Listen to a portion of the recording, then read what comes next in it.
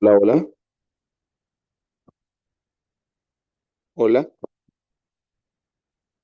hola, hola, hola, ya, hola, hola, hola, hola, hola. Listo.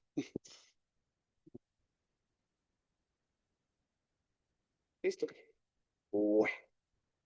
Bueno, muy buenas tardes para todos y todas. Sean bienvenidos a este conversatorio, a esta charla titulada Zombies, posibilidad, realidad o nuevo horizonte.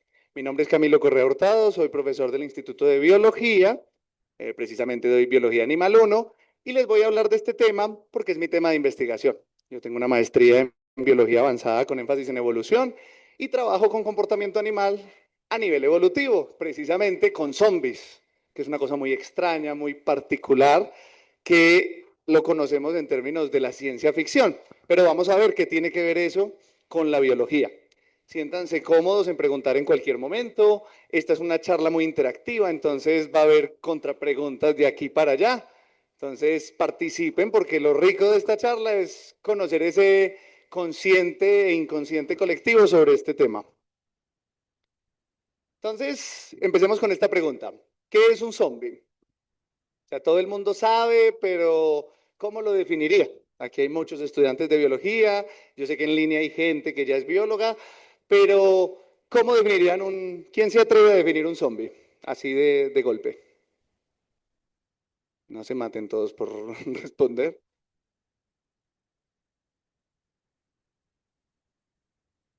Ok, por aquí dice un individuo que pierde el control de su movilidad.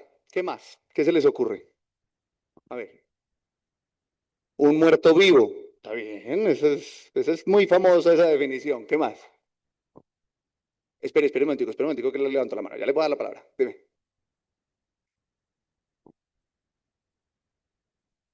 Ok, eso es más técnico. Un muerto reanimado. Le echaron otra vez el ánima. ¿Qué es el ánima? El alma o algo por el estilo. Muy bien. ¿Qué más por acá?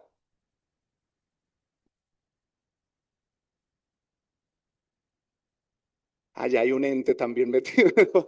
Eso está muy bien, sí. O sea, sus movimientos se ven influenciados por otro ente. Bien, una posesión demoníaca en todo su esplendor. Listo. A ver.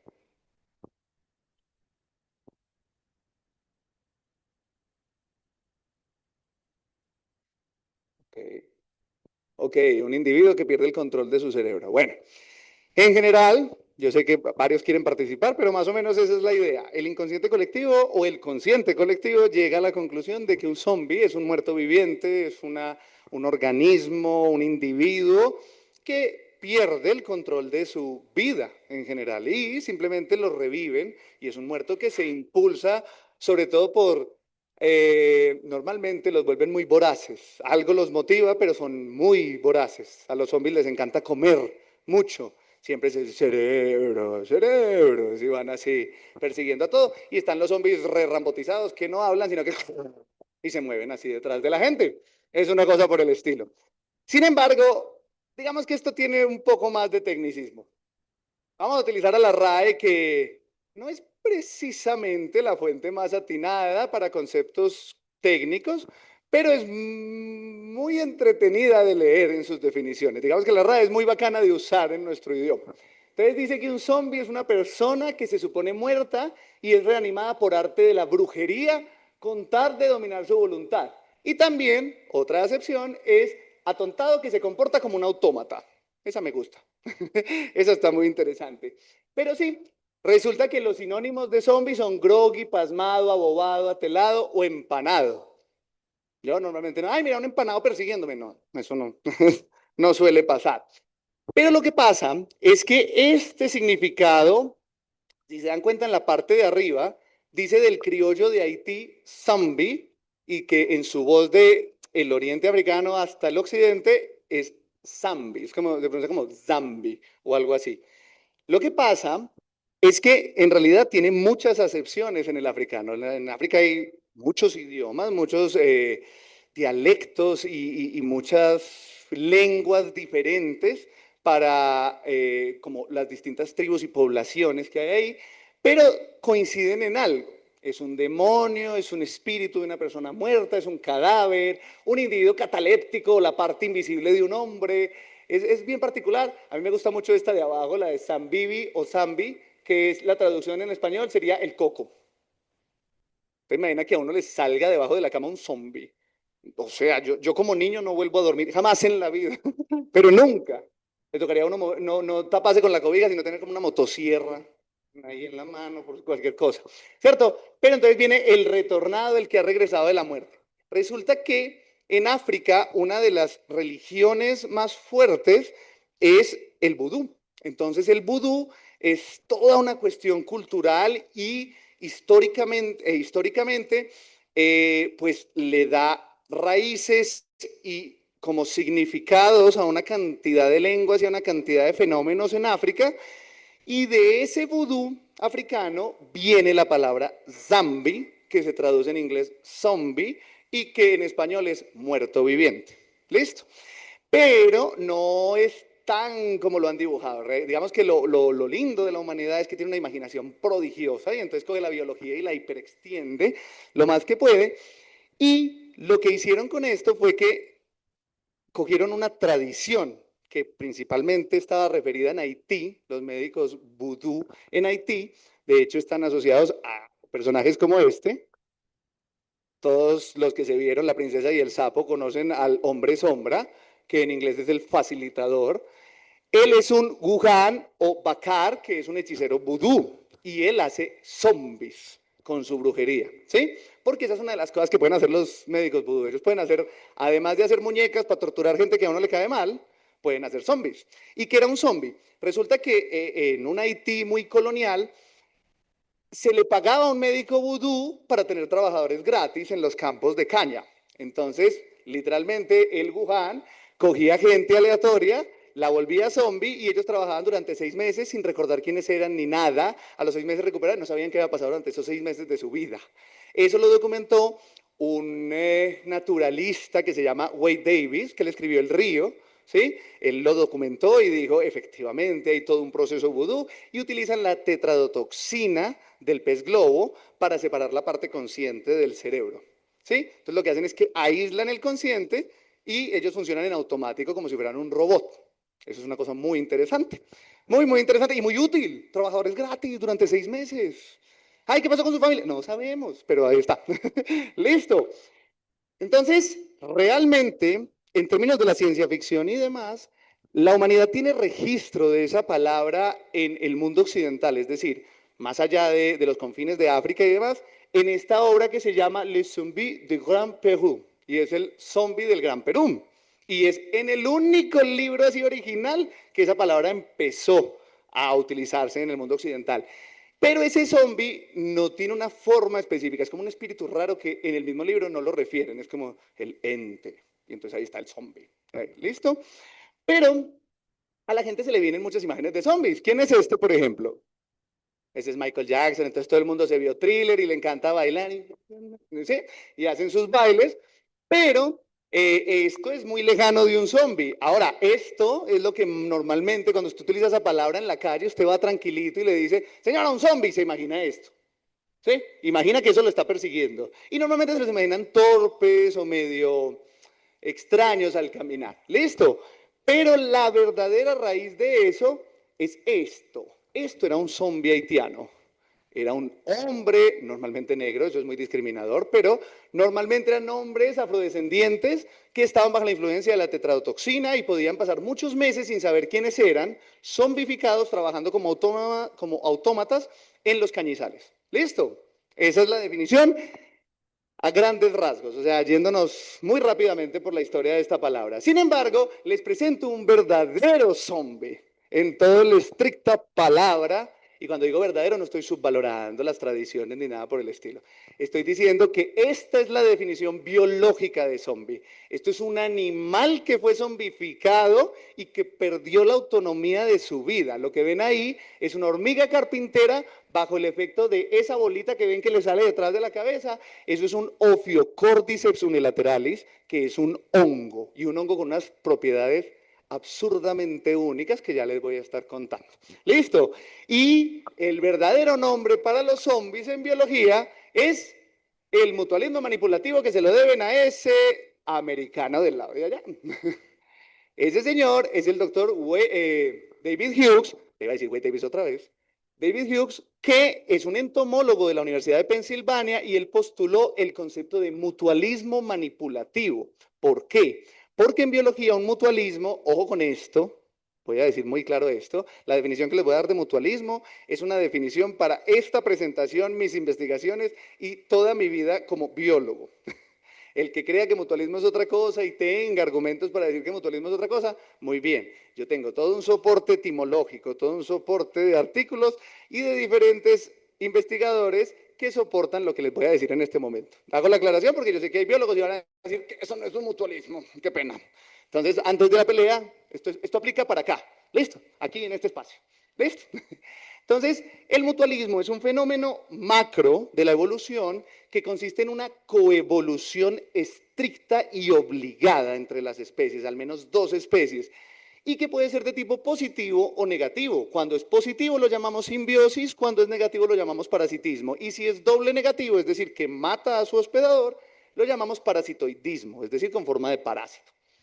Pero el manipulativo es muy interesante, porque es que no tiene una categoría ni de positivo ni de negativo. Normalmente es negativo, normalmente, pero puede haber un simbionte que controle a su hospedador y que lo haga por el bien de los dos, pero lo controla. O sea, no es como que yo me quiera mover para allá. Y les tengo el ejemplo maravilloso. Nosotros somos ese simbionte espectacular. Resulta que todos ustedes tienen una bacteria muy bonita que se llama Escherichia coli y la tienen en su intestino grueso. Sin esa bacteria no podrían tomar cosas como la leche o digerir una cantidad de cosas que están en nuestro día a día. Pero ¿quién de ustedes sabe que ella es la causante de que a ustedes les den antojos como, ay, me quiero comer este chocolate? ¿A quién se le ocurrió pasarse por la cabeza que no son ustedes con su deseo humano y su libre albedrío los que dicen, quiero ese chocolate? No, es una bacteria chiquitica que le manda una señal al cerebro y le dice, oíste, sería bueno un chocolatito. ¿Sí? Entonces, el asunto es ese. Nosotros tenemos esos simbiontes y ellos tienen una comunicación directa con nuestro sistema nervioso y en ese proceso simbiótico ellos modulan y regulan nuestra dieta y nos dicen qué comer, cómo comerlo, y de hecho, enojar a la Escherichia coli es el peor de los errores que puede cometer un humano, porque les da inflamaciones estomacales, el abdomen les duele, toda intolerancia a la lactosa, bla, bla, bla, bla, bla, ¿sí? Pero entonces es muy importante tener a nuestros simbiontes contentos. Y este es un zombie muy particular porque este hongo pues vuelve macabras a las hormigas. Ellas sí hacen toda una cosa de ciencia ficción, se muerden entre ellas, le sale detrás de la cabeza. Eso sí es de historia de terror en todo su esplendor. Listo, pero vamos a explorar un poquito el asunto. En esta presentación vamos a tener tres momentos que son posibilidad, la pregunta de si es una posibilidad los zombies, la pregunta de si es una realidad, porque tengo mi hipótesis de que ya hay zombies humanos muy hábiles, y si es un nuevo horizonte para la biología. ¿Listo? Entonces, empecemos con la posibilidad. ¿Qué de ahí no reconocen? O sea, ¿qué de ahí no lo han visto? O sea, que ustedes digan, ¿qué es eso? ¿Qué película es esa? O sea, que nunca la hayan visto. Por ejemplo, todos han visto la primera, la que se llama Zombieland. Y dirían que es de terror. No, de hecho es humor. Está categorizada como humor. O sea, ya la gente hace chistes con los zombies. Ah, le volé la cabeza, y ya está. ¿Sí? Luego, la que sigue ahí, Zombie Party, también es de humor. Son películas que ridiculizan al zombie como monstruo de culto. La que sigue, Zombie Camp. Un poquito más de acción, sí matan más, pero también se ríen al final. La que no puedo creer que haya salido, se llama Paranorman. Y los zombies tienen un papel re protagónico en esa película. Es una película para niños. O sea, reposicionaron al zombie, al cadáver viviente y lo pusieron en la infancia, para que me entiendan. Luego, otra vez Zombieland, Memorias de un zombie adolescente. O sea, hasta aquí va muy bien. Yo digo, hasta los niños que tengan tolerancia a los zombies, bacano. Pero Memorias de un zombie adolescente, lo único que me transmite ese título son hormonas en zombies. Lo único. Pero lo peor es que eso no acaba ahí, sino que sutilmente la que sigue es peor. Zombies 2. Y ahorita van a ver por qué me traumatiza. Ese me asustaría. O sea, yo me encuentro ese y tendría muchas preguntas sobre anatómicamente qué pasaría con esa pareja, pero no importa. Después los resolvemos, ¿sí? Y los muertos no mueren. Muy sugestivo el título. Ya está. Pero luego están cuatro de culto, que sí son zombies que uno no quisiera encontrarse nunca en su vida. Jamás. Jamás de los jamás. La más icónica, o bueno, una de las más icónicas películas de ciencia ficción en zombies es El Amanecer de los Muertos. Y el solo título es escabroso, o sea, es una cosa horrible. Como que el amanecer, un día amanecen los muertos. No, no el trasnochón de los muertos, cualquier cosa, pero no, el amanecer de los muertos.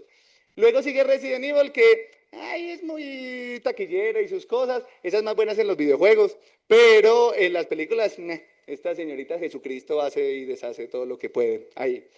Luego sigue Guerra Mundial Z, que es lo peor. O sea, eso si no tuviera la escena de Brad Pitt con la Pepsi, sería el apocalipsis zombie más probable de la faz de la Tierra. Y Soy Leyenda, que es buena, porque explica un futuro distópico, pero muy evolutivo, muy extraño. Y ya vamos a ver una que es bien particular, porque no es de zombies, pero es de un futuro posible biológicamente hablando. Entonces vamos a empezar con El Amanecer de los Muertos. Ah, no, con Paranorman. Vamos a empezar con Paranorman. Esto es lo que le quita el terror a los niños. Entonces ese es un villano y sus cosas. Bueno, ahí está. Pero este es el peor. Este sí es terrorífico y me perdonan y ojalá se escuchen las risas para los que están virtual, pero de verdad que yo me encuentro ese adolescente y uy, qué horror. Zombies 2, el chico se enamora de una chica, o sea, ¿cómo le hacen? Es que de verdad, no, no se le caen como todas las extremidades para que me entiendan, sí. Buen silencio incómodo, eso está muy bien. Pero sí, además que de zombie nada, o sea, le falta solo que le pongan la piel de diamante como los de Crepúsculo, en fin, una particularidad. Somos conscientes que si es un zombie no va a poder ir a un bachillerato ni nada. O sea, esto sobra explicarlo porque no son posibles, ¿cierto? Estamos bien. Pero vamos al amanecer de los muertos. ¿Quién me dice qué errores le encuentran a esa imagen? La barriga. O sea, se le pudrió la cara, pero enterito.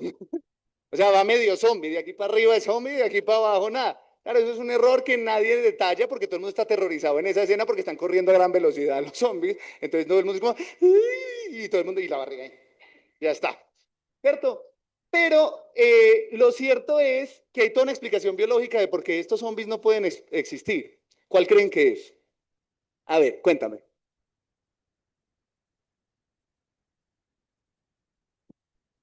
¿Qué? Alguien dice que se dañan los nervios, se descomponen y entonces ya no se pueden mover. ¿Qué más? ¿Qué se les ocurre? Arriesguense, así sin miedo. Ahí virtual también pueden hacer comentarios. ¿Qué se daña? O sea, ¿por qué no podría estar este zombie en la naturaleza? El que se anime a hablar fuerte, hay un micrófono también. Los músculos, muy bien. Resulta que no solo se descomponen los nervios, eso es un problema, no hay dirección. Pero el problema básico es que no puede haber movimiento porque nosotros somos un organismo que tiene un endoesqueleto, es decir, tenemos un esqueleto interno y nuestros músculos están por fuera de ese esqueleto. Nuestro esqueleto es un punto de anclaje para que los músculos, que son como cuerdas, se amarren y alen esas partes rígidas que son el esqueleto. Entonces, si a mí se me pudren esos músculos, son cuerdas podridas, se van a reventar una a una y no van a poder desplazarse. Entonces, los zombies cadáveres humanos, no, eso no existe. Listo, ni podrá existir por ahora. Ahora, en términos biológicos, la vida es infinita en posibilidades y en un extremo caso, tal vez alguna cosa rara, una mutación extraña, pero siendo bioquímica y biofísicamente correctos, no. Tiene un límite en nuestro mundo, por lo menos. ¿Listo? Luego sigue el de Resident Evil. ¿Cuál es el problema con esto? ¿Qué es esa risa malvada atrás? ¿Cuál es el problema con eso? Con ese tipo de zombies mutantes raros que tienen como superpoderes. ¿Qué se les ocurre? Sin miedo, hablen. Yo no muerdo. Soy hasta lo más de chévere. A ver, ¿qué se les ocurre? Cuéntame. ¿Qué pasa con la anatomía? Explícanos eso. Pásale el micrófono para que se escuche de pronto. Espérate un momentico, Pablo, para que...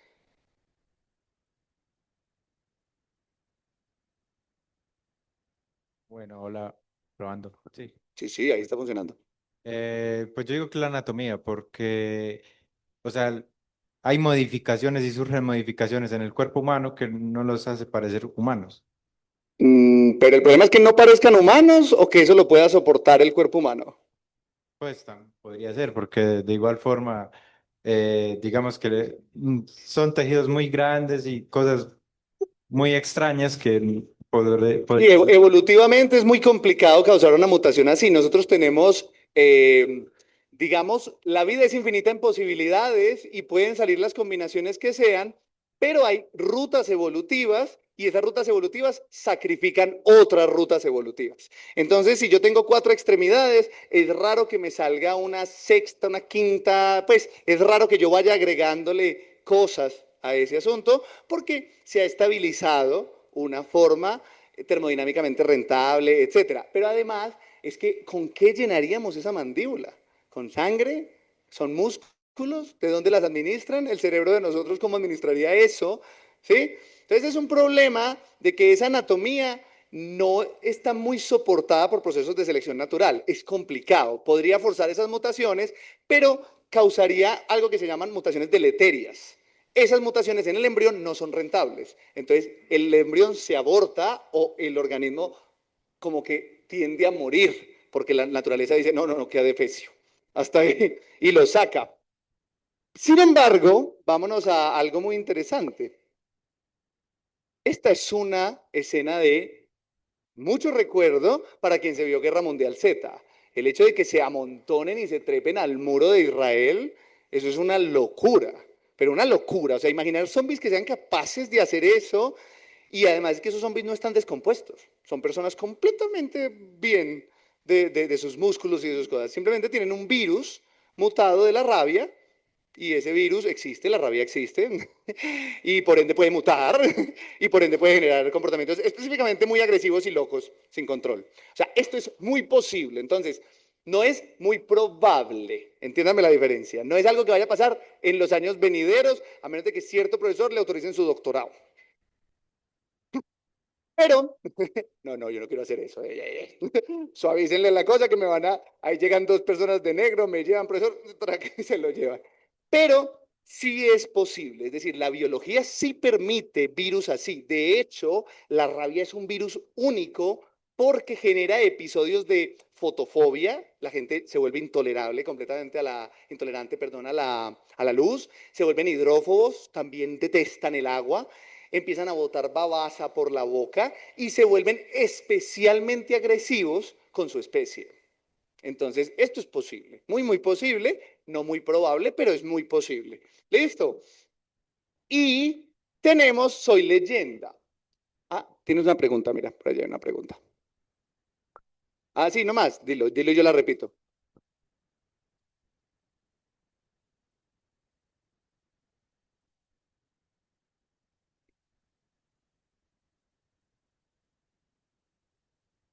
Hmm.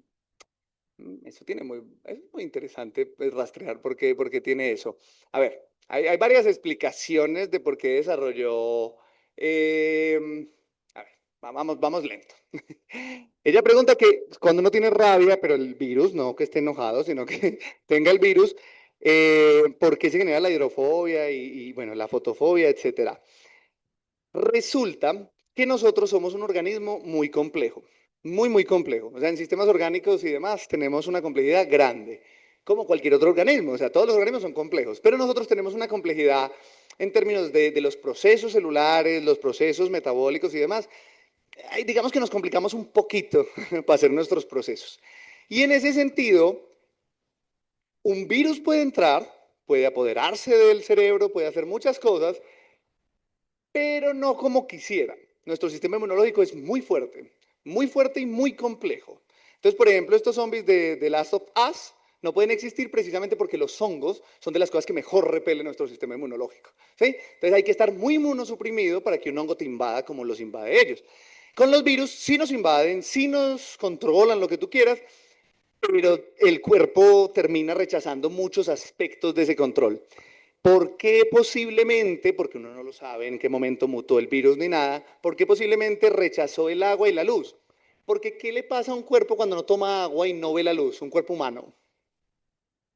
Se muere, pero más que se muera le pasa algo primero. ¿Qué es lo que pasa de manera general en el cuerpo? Se deprime. y se deprime mucho. De hecho, pierde todo el bienestar que pudiera tener, porque eso es lo más básico que hay, recibir sol y tomar agua. Entonces, lo más probable es que fue un método de inmunosupresión de su víctima, porque además piensa que la rabia es una enfermedad zoonótica, viene de otros animales. Entonces, realmente fue una manera de poderle entrar a un animal muy complejo. O sea, este se defiende muy bien, y lo deprimimos y ya está. Y lo controlamos fácil. Entonces, esa es la teoría más rentable que yo he leído, pues que me convenció mucho. O sea, que era como, se adaptó porque al no dejar, las mutaciones que no dejaban que se acercara a la luz o que estuviera en el agua, invadían mucho mejor y controlaban mucho mejor los cuerpos. Es mucho más efectivo. ¿Tienes una pregunta? Dime.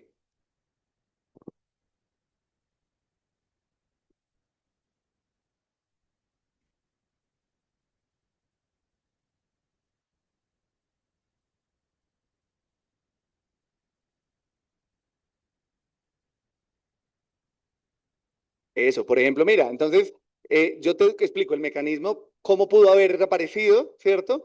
Y otra explicación es que como su foco, o sea, el órgano que ataca es el sistema nervioso central, como lo explicó el profe Mario, pues afecta la función básica de deglutir, entonces no pueden tomar agua. No, no solo por, entonces, es como una suma de cosas. Lo vuelvo hidrófobo, pero además le quito la capacidad de tomar agua, ¿sí? Es toda esa función, pero recordemos que la evolución es un proceso de miles de años, entonces es complicado como rastrearla así minuciosamente, con detalle, fue precisamente por esto. Pero eso son como explicaciones que podrían darle lugar a eso. ¿Listo? Entonces, aquí tenemos los de Soy Leyenda. Si alguien se vio esta película con Will Smith, lo mismo, futuro distópico, hombre relativamente joven con su pastor alemán sobrevive en ese futuro distópico pensando que está solo en el mundo, manda señales de radio a ver si hay alguien más vivo, encuentra a alguien y bueno, pero resulta que ese futuro distópico es porque hay unos zombies que son agresivos, rápidos, más fuertes, más grandes, son fotofóbicos, como también causa la rabia, y pues se cree que destruyen todo a su paso. Él al final de la película se da cuenta que no son irracionales, sino que tienen todo un proceso social y se vuelven como unas ratas topos ciegas africanas y viven en la oscuridad, pero son sociales y tienen jerarquía y de todo. Entonces lo que nos ofrece esto es un tipo de zombies en términos de evolución. Nos ofrece una posible divergencia o una posible, como les explico, especiación. Es como que una población humana se vuelve otra especie. ¿Sí? Que es una especie agresiva, sin pelo completamente, etcétera. Esto es posible también. Probable, poco. Poco, porque nuestra evolución, nuestro camino evolutivo, hace que tengamos limitaciones, ¿cierto? Para inclinarnos hacia ese lado, pero no es imposible. O sea, esto es una cosa que puede pasar. Puede pasar que una población de gente adicta al celular se vuelva zombies agresivos. Y así. Listo. Entonces, después de estos cuatro ejemplos, pues está el de Last of Us, ya les expliqué, los hongos no pueden entrar o sea, sí entran, pero tienes que estar muy inmunosuprimido para que te dé una infección fúngica. Y luego está esta película que se llama El fin de los tiempos. Ahí es como el evento, como dice en inglés, se llama The Happening. Entonces como la ocurrencia o el suceso o algo así. Eh, alguien se vio esta película, es vieja, pero alguien se vieja relativamente, pero ¿alguien se acuerda cuál era la trama de la película? No, no. De hecho, esta es de las películas raras de suspenso que uno solo hasta el final entendió qué pasó. O sea, todo el tiempo es psicoseado y uno es como, ¿pero qué pasa? ¿Por qué hace eso? ¡No! Y así, pero del resto de la película usted no sabe quién está atacando a quién es el malo. Es más, la manera en la que dirigen la película es lo más de particular, porque siempre son primeros planos de estos corriendo, muertos de miedo, las ciudades están paralizadas, llegan al campo, los atacan, o sea, es una cosa rara, muy rara esa película. Y la gente se ataca sola. Entonces llegan, por ejemplo, y se encuentran una señora y la señora se estalla contra un vidrio y se revienta la cara y de todo. Y eso es lo que les pasa, se encuentran gente que se lastima a sí misma. Al final, esta película habla de que las plantas, el discurso es así, de hecho lo dicen al final así súper, yo creo que esa película la hizo un biólogo, pero dice como, las plantas se cansaron de la humanidad y evolucionaron metabolitos para controlarles el cerebro y erradicar una especie parásita que destruyen nuestro planeta. Entonces el cuento es que las plantas empezaron a liberar sustancias que generaban autodestrucción en los humanos. Y con eso limpian el planeta para que vuelva a arrancar. Y entonces el mensaje al final fue como cambiemos, ellas nos van a dejar estar aquí y toda la cosa. Eso puede pasar. No tan así, tan global como de, muchachas, listo, ¡chum! No, no. Pero sí puede pasar porque se ha encontrado que hay una comunicación edafológica, es decir, a través del suelo, que hay todo un proceso de guerra química entre las plantas. Igual recordemos que las plantas tienen una cuestión cronológica completamente diferente a la de nosotros. Los tiempos en plantas pasan muy lentamente. O sea, nosotros vamos muy acelerados, pero es que los tiempos en plantas es como retoñando. Ahí voy, ya está, me comieron, seguimos. ¿Sí? Entonces, realmente su evolución nosotros no la percibimos de la misma manera como vivimos nosotros el mundo, ¿cierto? Puede pasar, pueden liberar neurotoxinas o cosas, podría llegar a pasar, pero como les digo, que se pongan de acuerdo y ataquen y que sea por culpa de que el ser humano está contaminando, eso es más raro. Es como darle una conciencia humana a todas las plantas y por ahí no es el cuento. Pero para que busquen cosas interesantes, existen plantas que tienen estructuras fotorreceptoras, o sea, ojos. Y son capaces de cambiar su forma gracias a esas estructuras fotorreceptoras. Entonces, no es de extrañar que puedan desarrollar cosas realmente extrañas. Listo. Pero eso es solo para que tengan como psicosis colectiva. Listo. Bueno, entonces sabemos la posibilidad. Ya respondimos la posibilidad. Y para entender lo que les dije anteriormente, tenemos que entender como los agentes etiológicos, es decir, los patógenos de los que hablamos anteriormente, porque de pronto no todo el mundo es consciente de las palabras que yo utilicé, porque sé que de pronto la charla es un poquito técnica, pero voy a tratar de hacerla lo más entendible. Esto que está aquí es como la gente se imagina los virus después del coronavirus. Todos los virus se ven así según la gente. No, el virus de la rabia es así. Es más parecido a una bacteria que a un virus, pues grande, pero es así como un bastoncillo. O sea, es un bastoncito, un cilindro, es largo, y eso es un virus, es una microfotografía de transmisión, de electrónica de transmisión, y este es el virus de la rabia y tiene un funcionamiento completamente distinto a los coronavirus.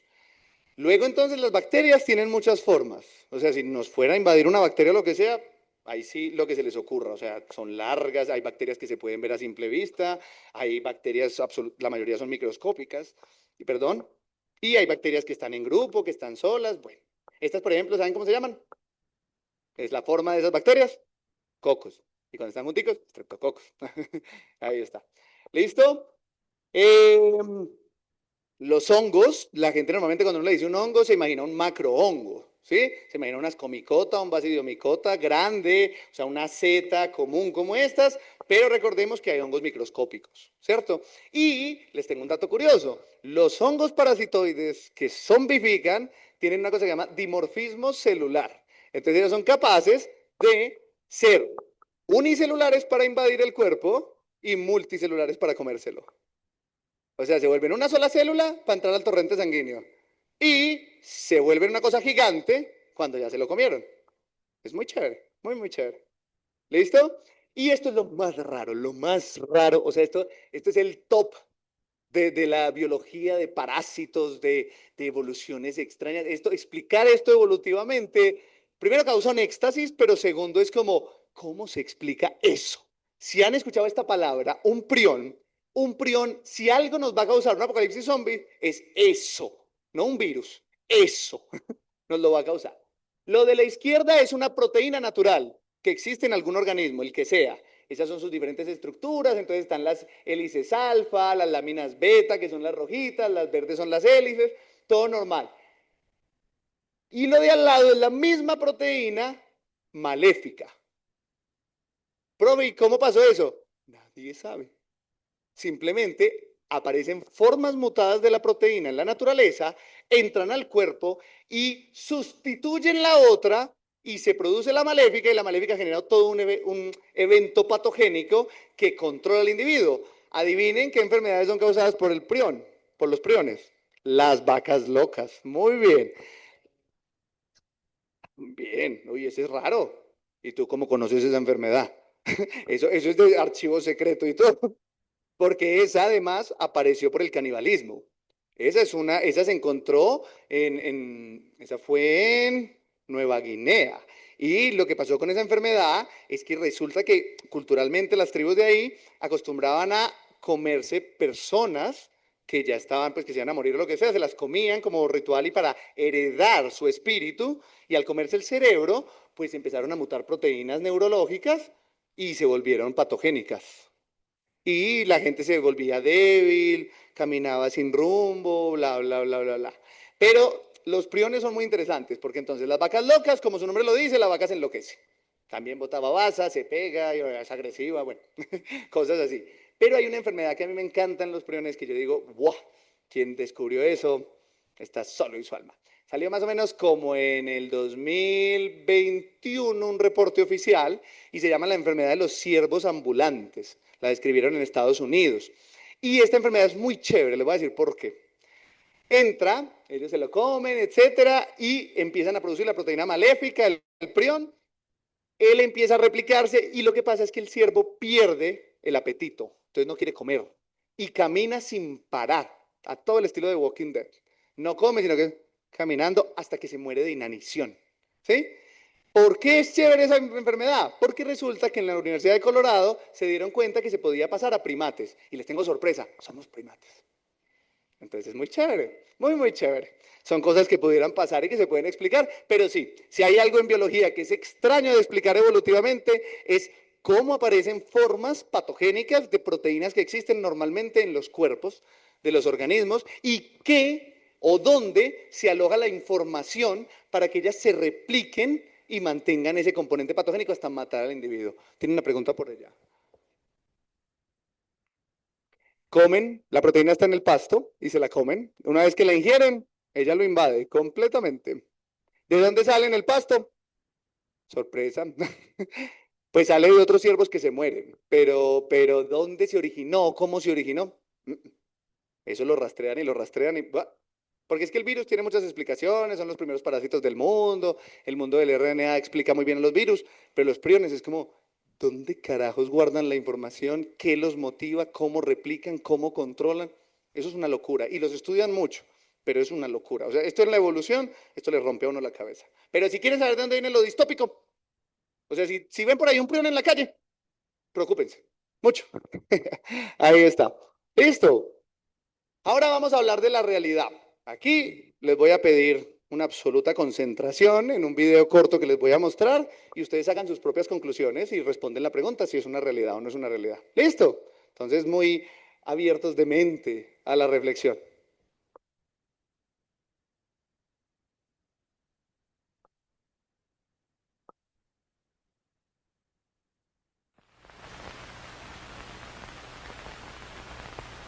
¿Los que están en virtual escuchan?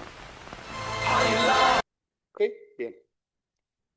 In the world like me, if the systems have failed, are you afraid of the things of a loss? Can you see? Are you lost in the world like me? Like me?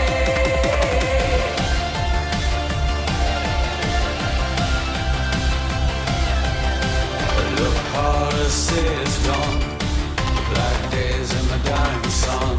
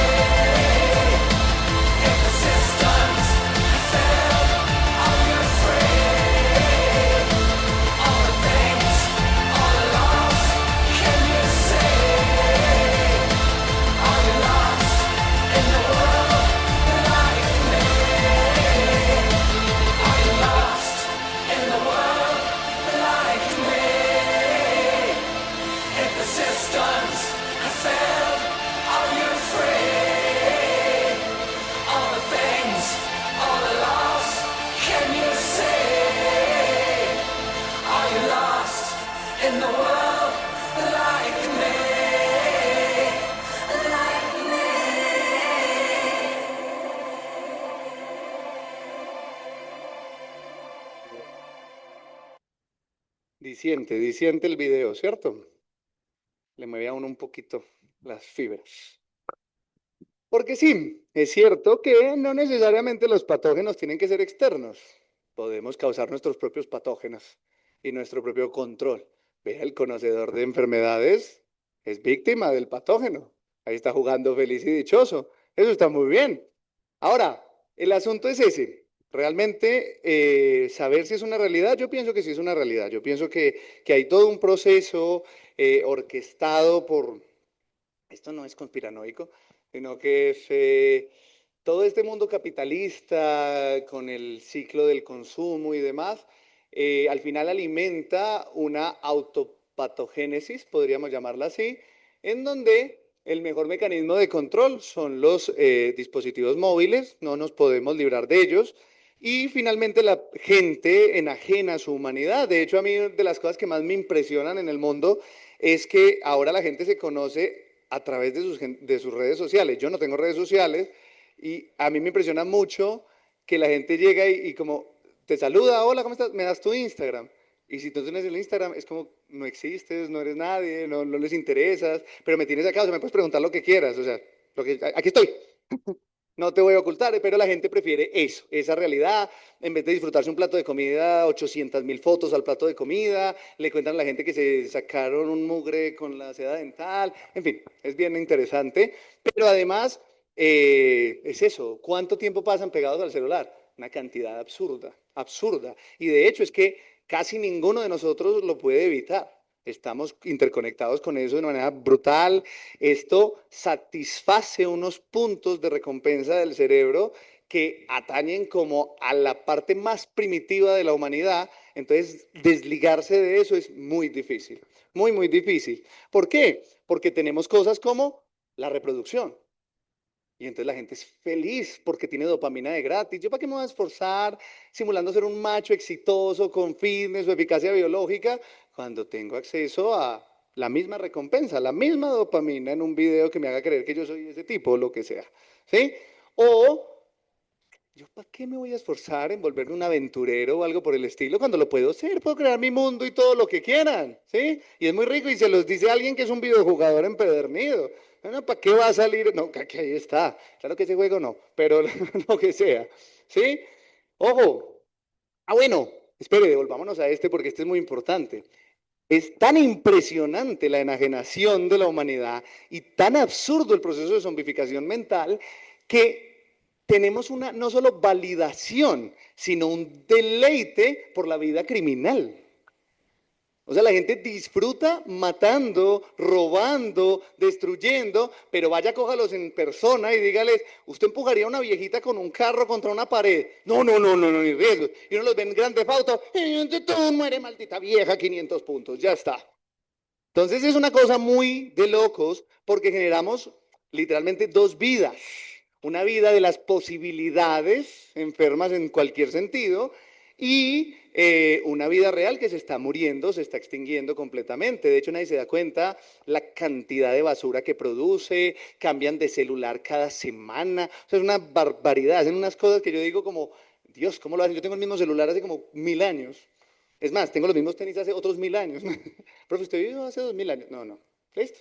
Pero también tenemos cosas como esto, que es de los daños más categóricos que hay. Las fake news y todo el proceso de desinformación de Internet es absurdo. O sea, la gente no verifica las fuentes. La gente va y simplemente dice, profe, ¿verdad que esa piedra se transforma en esmeralda? ¿Y cómo te lo dieron? No, es que me dieron que le untara bicarbonato y vinagre y eso se transforma en una esmeralda. Ya, y ese es lo verídico del asunto. Entonces, digamos que este punto de la presentación es una reflexión, no es llenarme la boca y decir, no, yo estoy impoluto y no, y yo no tengo, no, yo tengo mi celular, utilizo WhatsApp no como una red, sino como un sistema de mensajería instantánea, yo no monto estados ni nada por el estilo, ni me interesa pues la cosa, pero sí veo videos, sí leo cosas del internet, o sea, yo no me puedo despegar del celular. O sea, lo tengo ahí siempre, pero trato de hacer cosas más reales que estar en la virtualidad, ¿cierto? Entonces, la reflexión es, decidan si quieren ser zombies o no. Eso es algo muy interesante, porque les digo que el mundo a su alrededor es más bonito que el mundo virtual. Se los puedo asegurar, mejor dicho, que me quiten el título ya. si el mundo real no es más bonito que el virtual. Así se los digo. No importa cuál sea la realidad de cada persona, les juro que es mucho más bonito el mundo real. Y algo bien particular es entender cómo funciona este asunto. Resulta que ustedes ven aquí, este es un cerebro humano, pues una representación de un cerebro humano, y entonces van a ver las rutas de la dopamina, las rutas de la serotonina. Entonces las rutas de la dopamina son las azules, las rutas de la serotonina las rojas, y ahí están distintos puntos del cerebro. Lo que sucede con todas estas estimulaciones de los aparatos móviles y demás es que atañen o buscan precisamente estas rutas. Entonces vean, por ejemplo, las rutas de la dopamina, ¿qué funciones tienen? El de recompensa, que nos da la motivación, el placer, la euforia, la función motora, la compulsión, la perseveración. Entonces vean que son cosas muy instintivas, muy primarias en términos animales, pero si yo logro recompensar ese punto del cerebro, yo hago lo que me dé la gana. O sea, si yo lleno de placer a una persona, y más si esa persona está en un punto de desarrollo inferior al final, es decir, cuando están en formación como niños o adolescentes, ¿ustedes no han visto que hay niños bebés que les entregan tablet y ya, las papás se desenteran, ya no hay cuidado parental, ya es cuidado tabletar? Y ahí eso como que respira y quiere comer, o algo así. Sería mejor que los metieran en un tarrito como un tamagotchi, le dieran comida cada tanto y lo limpiaran si se acordaran o algo así por el estilo. Y por allá entonces todo lo que es el procesamiento de memoria, el sueño, la cognición, ¿sí? Y como el mod, que es como el estado en el que están, sí, como la manera completa o general anímica que tiene el individuo. Entonces, lo que causa la estimulación moderna es que todo esto se invade y se atiborra con cosas que normalmente no teníamos en la naturaleza. Entonces, como esas cosas van mucho más rápido en su desarrollo tecnológico que nuestro proceso adaptativo, pues no tiene manera de contrarrestar y no hay una manera de responder, sino que simplemente somos proclives a ese control y por eso es tan fácil que la gente se quiera comprar el iPhone 16 Pro Max, aunque sea igualito al iPhone 15 Pro Max. ¿Cierto? Sea igualito y solo tenga, no sé, un color metálico nuevo o algo por el estilo. La gente no nota las diferencias, no sabe nada, simplemente es un nombre rimbombante. De hecho, aquí hay comunicadores, saben el buen uso que la publicidad hace con nuestras mentes. No es de gratis que uno compre en ciertas partes de los almacenes, no es de gratis que la gente se vista de una manera o de otra, ¿sí? Entonces, empezar a ser conscientes de eso puede realmente, entre las pequeñas cosas, las pequeñas decisiones, eso sí cambia el mundo de a poquito. Y la pregunta para ustedes, ¿eres un zombie moderno? Sí, sí, sí, sí, sí, sí, sí. Ciérreme ahí. Pues entonces mi reflexión para ustedes es, decide y cambia. Y ahora vamos a la última parte de la presentación, que es cuando le agregamos la parte prospectiva al asunto. ¿Es un nuevo horizonte para la biología el tema de los zombies? Pues yo digo que sí. Y trato de estudiarlo en mi día a día. Este es mi tema de investigación. Estoy tratando de formular una nueva teoría en evolución de las especies a partir precisamente de esa primicia de que es un nuevo horizonte. Momento, porfa, que mis 10.000 alarmas suenan cuando menos deberían. Listo, vamos a meter esta cosa acá. Listo. Entonces, ¿por qué un nuevo horizonte en biología? Ya les hablé del Ophiocordyceps. El Ophiocordyceps es un hongo hipocreal, así se llama el orden de esos hongos, y ellos son hongos que se caracterizan porque tienen muchas coevoluciones con distintos grupos de organismos, con plantas, con animales, con otros hongos, etc. ¿Sí? De hecho, ese orden está muy asociado a los procesos de colonización en la Tierra. Sin hongos de este estilo, tal vez no hubiera sido posible la colonización de la Tierra. Y hay muchos procesos evolutivos que son muy interesantes de ver desde esta perspectiva. Lo que ven ahí es una hormiga carpintera y lo que le sale es una cosa que se llama un estroma, que es el cuerpo sexual del Ophiocordyceps. Ese es el género del hongo y hay muchas especies, pero la más famosa es Unilateralis, perdón, que es una especie sensulato, es decir, no está definida porque ellos son especies específicos, solo una especie de hormiga le da una especie de hongo, pero muchas cosas en el mundo se han categorizado como unilaterales. Entonces, hay un grupo de especies que no hay herramientas suficientes para discernir cuál es cuál. Entonces a todos se les llama unilateralis, pero eso es un sentido amplio, ¿sí? Entonces, son muy particulares, fueron mi objeto de estudio en el pregrado y digamos que generan como una pequeña película de ciencia ficción cuando invaden o parasitan colonias de hormigas. Resulta que las hormigas carpinteras son nocturnas y ellas viven en la copa de los árboles y bajan a forrajear, es decir, a comer abajo en el sotobosque. El hongo se ubica a máximo una altura de 2 metros, puede ubicarse a esa altura y a alturas subsecuentes hacia abajo. Él siempre se ubica, esa foto la ven ahí, pero esa foto es la hoja volteada manualmente por el humano, realmente esa hormiga está de cabezas, ¿sí? Y se hace justo en el en vez de la hoja y se pega a la punta de la hoja. Y ahí queda muerta en ese proceso que le ven en las mandíbulas que se llama el abrazo de la muerte. Porque el hongo la hace morder la punta de la hoja y le cristaliza todos los músculos de las mandíbulas, obligándola a quedar atrapada en un abrazo de muerte de por vida, porque ya le queda muy poquita vida porque se la come. Listo. Entonces él es unicelular cuando entra para que el sistema inmunológico de la hormiga no lo ataque. Y él empieza a invadir todo el torrente de la hormiga, se aloja en un músculo, se aloja en el nervio, se aloja en un ganglio, pam, pam, pam, pam, pam, pam. Él empieza a producir neurotransmisores análogos, es decir, neurotransmisores parecidos a los que produce normalmente el cerebro de la hormiga. Y empieza a mandar señales y la hormiga empieza como a descoordinarse. Entonces empieza a caminar como un zombie, en vez de caminar organizadita como una hormiga cualquiera, manda una pata a destiempo y empieza a caminar y se mueven así, son muy particulares. Lo chistoso o lo terrorífico del asunto es que él se apodera de todo, del sistema sensorial, del sistema nervioso, muscular, y él sensa todo a su alrededor buscando el punto idóneo para hacer el abrazo de la muerte. ¿Sí? ¿Qué puede pasar? Como las hormigas son organismos eusociales, es decir, que viven en una verdadera sociedad, las otras se pueden dar cuenta que está zombificada. Y si se dan cuenta, la tratan de matar y si la matan, la sacan y la llevan lejos para que no infecte a nadie más. Pero puede pasar el componente terrorífico, que es el hongo se da cuenta que ellas se dieron cuenta.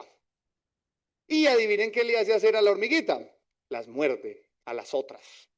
Y las muerde gracias a un proceso que tienen los himenópteras, las hormigas, que se llama trofalaxia.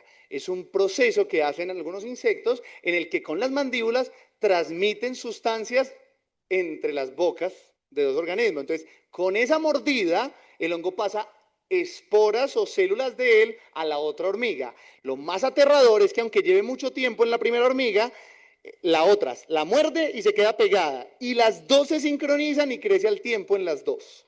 O sea, sale al mismo tiempo el cuerpo fructífero que ven ahí. Entonces es toda una película de ciencia ficción, porque yo me he encontrado bultos de 10 hormigas mordidas. Ta, ta, ta, ta, ta, ta, y se quedan así. Entonces es tremendo.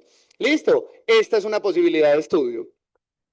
Este es otro córdiceps y este es militaris y es muy particular porque esto que ven ahí es una tarántula, es una araña y adivinen qué le hace hacer el hongo. El hongo llega muy amablemente y le hace enterrarse exactamente a 30 centímetros del piso. ¿Sí? A 30 centímetros del piso la entierra. Y ahí sale y tira esporas otra vez. ¿Por qué? Porque a 30 centímetros ese hongo se desarrolla perfectamente.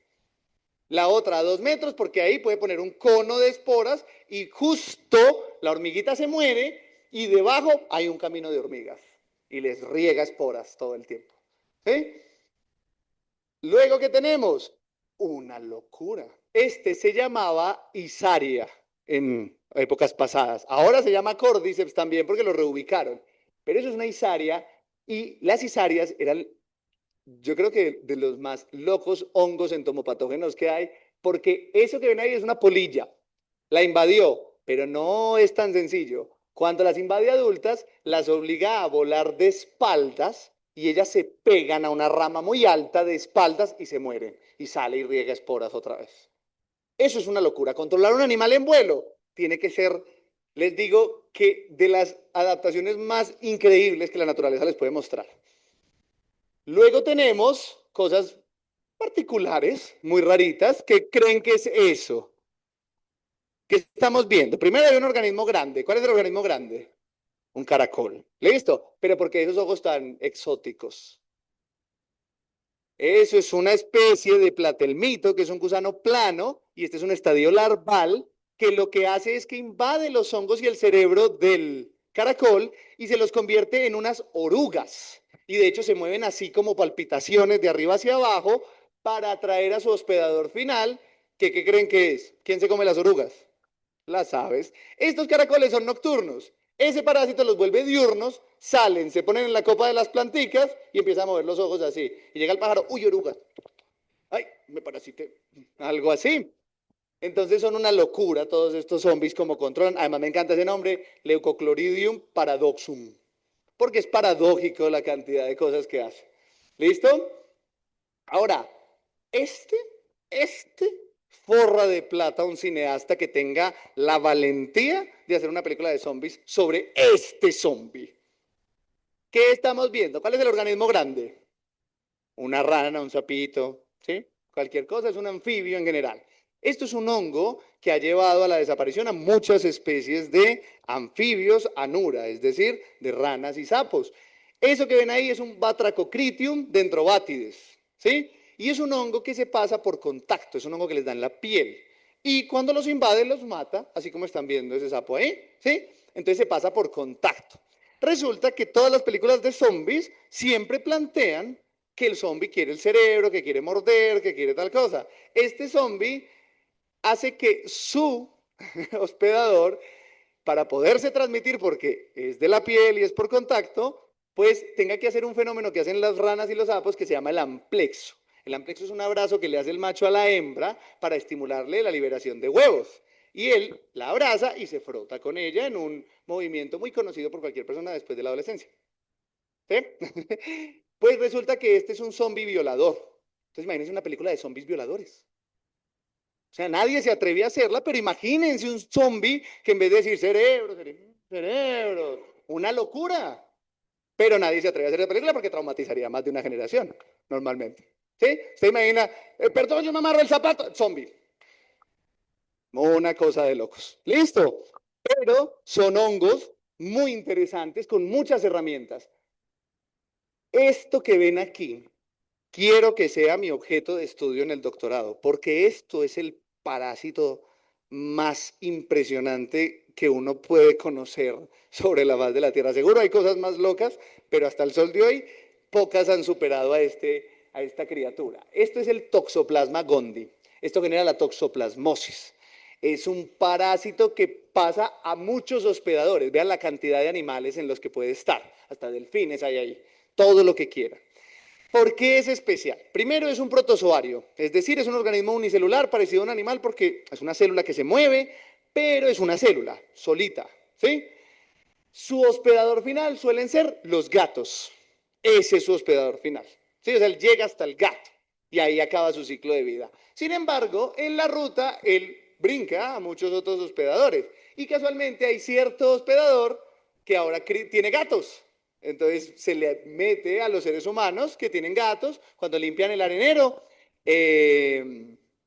Suele pasar que se liberan aerosoles de esa arena y ellos liberan quistes en el popó de los gatos, esos se introducen por las vías nasales o vocales y bienvenido al cuerpo humano.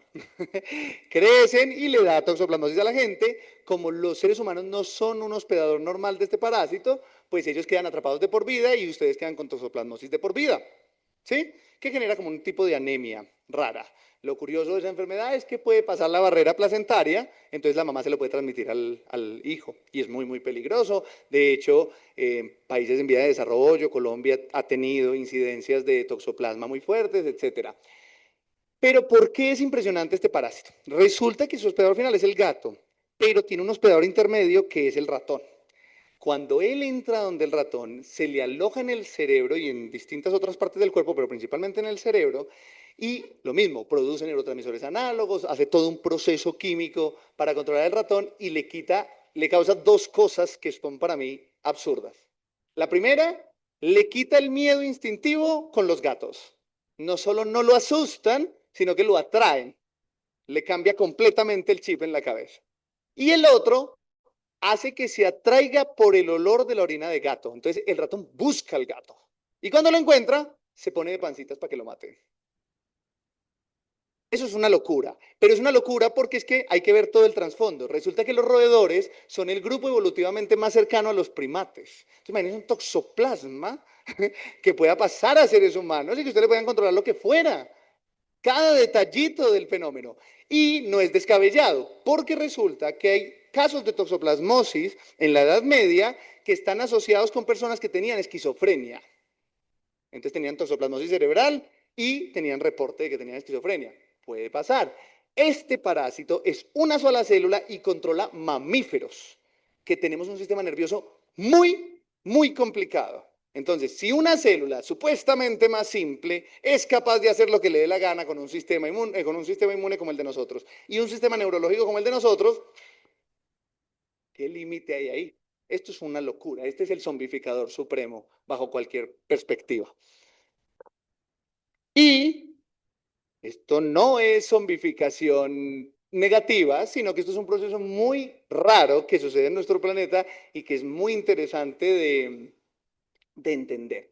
Resulta que, como les expliqué, no todo tiene que ser negativo, ¿cierto? Entonces, hay un tipo de hongos que viven en las raíces de los árboles que se llaman micorrizas, ¿sí? Y hay endomicorrizas y ectomicorrizas. Las ectomicorrizas son famosas porque, por ejemplo, todos conocen la amanita muscárida, que es un hongo rojo con punticos blancos, que se lo comían los vikingos para estar en berserker y atacar a todo el mundo. Bueno, esa es una ectomicorriza, vive en la parte superficial de la raíz.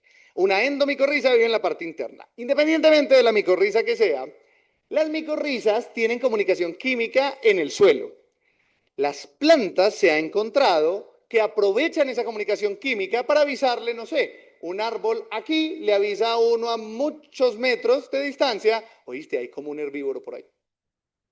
Y le cuenta que lo están depredando. Y los otros toman acciones con respecto a eso, entonces retrasan su cambio fenológico. Entonces no entran en floración o reducen lo verde de las hojas, etcétera, etcétera. ¿Por qué es importante este proceso simbiótico entre los hongos y las plantas? Primero, porque es impresionante que tengan un lenguaje químico, pero segundo, porque eso es como un barrio de chisme abajo, en las raíces se cuentan todo, y hay hongos que invaden ese barrio de chisme y captan los mensajes y los aprovechan para beneficio propio. Las hormigas cortadoras de hoja tienen un hongo del que se alimentan, es un hongo simbionte, solo se reproduce con las hormigas, etcétera. Ese hongo vive en el suelo, bajo el suelo, y se ha encontrado que el hongo sensa ese campo edafológico y se da cuenta cuando un árbol tiene un estadio que a él le gusta. Es como, estoy floreciendo. Él llega y, hey, hay uno por allí floreciendo. Y esa es la razón por la que las hormigas, en vez de comerse un árbol que tienen al lado, se comen el de 20 metros lejos del hormiguero. Porque el hongo quiere ese árbol, quiere esas hojas para que ellas se las cultiven al hongo. Eso es una locura. Esto es otro nivel de evolución biológica y este es mi objeto de estudio y esto es el nuevo horizonte en biología y es el mensaje que les quiero decir. Esto no es para asustarse, esto es para enloquecerse y fascinarse con el mundo vivo, para darse cuenta que en la vida no hay fronteras, lo que hay es posibilidades. ¿Listo? Y estas son las referencias. ¿Preguntas? Muchas gracias.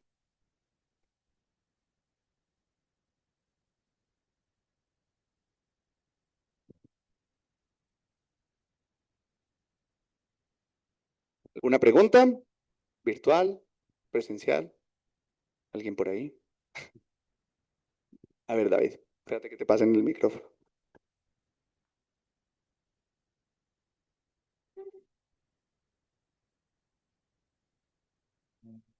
Hola, hola. Bueno, ¿Cómo estás? bien, profe. Profe, una pregunta con el respecto al Ophiocordyceps. ¿Se sabe si es casta específico o puede infectar cualquier parte de la casta de una colonia? Lo que pasa es que los Ophiocordyceps, el Unilaterales, por ejemplo, invade a las hormigas de la tribu Camponotini, que son las carpinteras. En esas carpinteras no hay muchas castas, solo hay obrera y soldado. Es indistinto, le da igual lo que coja. Aprovecha mucho a los soldados porque tienen mandíbulas muy fuertes, pero no se nota como una diferencia como invade más soldados que obreras, no. Puede tener una tanda de muchas obreras, una tanda de muchos soldados, pero porque son solo esas dos. En cambio, por ejemplo, en las cortadoras de hojas hay 4 castas, entonces es mucho más complicado entrar. Pero Por ejemplo, lo que yo encontré en el trabajo de pregrado es que las cortadoras de hojas, como tienen esa simbiosis con el hongo del que se alimentan, ellas son capaces de reconocer los hongos a su alrededor y ellas literalmente quitan el hongo entomopatógeno de su camino. Mientras que las carpinteras, cuando están cerca de él, se soban. Como hay un ofiocórdices. Y se llenan de esporas hasta que no, pues hasta que ya están invadidas completamente. Entonces, digamos que si hay una coadaptación muy estricta, muy estrecha, y por eso pues no distingue entre una casta o la otra. Le dan exactamente igual. Gracias. Con mucho gusto. ¿Qué más? ¿Alguna otra pregunta? No sé si virtual. Ah, mira, Juanjo tiene una por allá. No, te toca con micrófono porque ahí para que la gente virtual lo escuche. Que en el proceso de trofalaxia, Ujú. que es cuando las mandíbulas, se dice que hay un reconocimiento del hongo hacia que ya las hormigas se dieron cuenta. Ujú. ¿La trofalaxia es en defensa o es un proceso que... No. Es que trofalaxia es, literalmente trofalaxia es trofos alimento, ¿sí? Laxia como movimiento de ese alimento hacia otro lado. La trofalaxia es algo que tienen esos insectos eusociales, porque, por ejemplo, una obrera le lleva otra comida, entonces se la pasa a través de las mandíbulas, ¿sí? Esa es la trofalaxia. El reconocimiento se da porque el hongo tiene control de los sistemas sensoriales de la hormiga. Entonces, él está sensando todo, químicamente, mecánicamente, visualmente, ¿sí? En mi criterio, el hongo es torpe es porque pues los hongos no tienen adaptación nerviosa, entonces realmente manejar un sistema nervioso pues es como raro. Y entonces lo que hace es que sensa. Cuando él se da cuenta que las otras liberan feromonas de ataque, ¿sí? Él desemboca la mordida y aprovechando la trofalaxia que tiene esa mordida, manda células o esporas al otro lado. Ah, listo. Eso es lo que le hace. O sea, la muerde y cuando la muerde, gracias a la trofalaxia de esa mandíbula, le manda y la invade pues con células. Pero es atacando, o sea, no es como para... No es atacando, no la muerde, de hecho la muerde en cualquier parte del cuerpo, la puede morder en una pierna, en el abdomen, donde sea. ¿Listo? ¿Qué más hay por ahí? ¿Hay preguntas? A ver.